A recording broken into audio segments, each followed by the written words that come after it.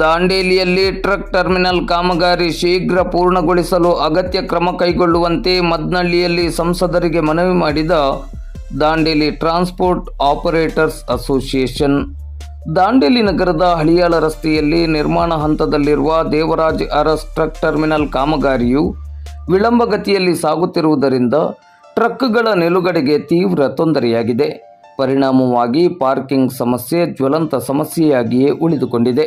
ಆದ್ದರಿಂದ Devaraj Aras truck terminal ಕಾಮಗಾರಿಯು ಶೀಘ್ರ ಪೂರ್ಣಗೊಳಿಸಲು ಅಗತ್ಯ ಕ್ರಮ ಕೈಗೊಳ್ಳಬೇಕು ಮತ್ತು ಪಾರ್ಕಿಂಗ್ ಸಮಸ್ಯೆ ನಿವಾರಣೆಗೆ ಸೂಕ್ತ ಕ್ರಮವನ್ನು ಕೈಗೊಳ್ಳುವಂತಾಗಲು ಸಂಸದರ ನಿಧಿಯಿಂದ ವಿಶೇಷ ಅನುದಾನವನ್ನು ಮಂಜೂರು ಮಾಡುವಂತೆ ದಾಂಡೇಲಿ ಟ್ರಾನ್ಸ್ಪೋರ್ಟ್ ಆಪರೇಟರ್ಸ್ ಅಸೋಸಿಯೇಷನ್ ನಿಯೋಗವು ಸಂಸದ ವಿಶ್ವೇಶ್ವರ ಹೆಗಡೆ ಕಾಗೇರಿ ಅವರಿಗೆ ಇಂದು ಸೋಮವಾರ ಬೆಳಿಗ್ಗೆ 10:30 ಗಂಟೆ ಸುಮಾರಿಗೆ ಮನವಿಯನ್ನು ಮಾಡಿತು. ಕಾರ್ಯಕ್ರಮದ ನಿಮಿತ್ತ ಅಳ್ನಾವರಕ್ಕೆ ತೆರಳುತ್ತಿದ್ದ ಸಂಸದ ವಿಶ್ವೇಶ್ವರ ಹೆಗಡೆ ಕಾಗೇರಿಯವರನ್ನು ಹಳಿಯಾಳ ತಾಲೂಕಿನ ಮದ್ನಳ್ಳಿಯಲ್ಲಿ ದಾಂಡೇಲಿ ಟ್ರಾನ್ಸ್ಪೋರ್ಟ್ ಆಪರೇಟರ್ಸ್ ಅಸೋಸಿಯೇಷನ್ ನಿಯೋಗದ ಸದಸ್ಯರು ಭೇಟಿಯಾಗಿ ಸಮಸ್ಯೆಯನ್ನು ವಿವರಿಸಿ ಸೂಕ್ತ ಕ್ರಮ ಕೈಗೊಳ್ಳುವಂತೆ ವಿನಂತಿಸಿದರು.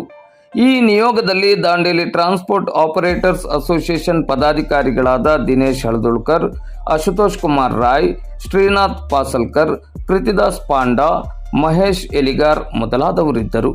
ಈ ಸಂದರ್ಭದಲ್ಲಿ ಸಂಸದರ ಜೊತೆ ಮಾಜಿ ವಿಧಾನ ಪರಿಷತ್ ಸದಸ್ಯರಾದ ಎಸ್.ಎಲ್. ಗೋಟ್ನೇಕರ್, ಬಿಜೆಪಿ ಪ್ರಮುಖರಾದ ಮಂಗೇಶ್ ದೇಶಪಾಂಡೆ ಮೊದಲಾದವರು ಉಪಸ್ಥಿತರಿದ್ದರು.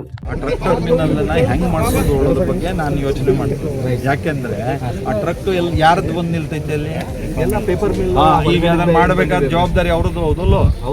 ಮಾಡ್ತಾ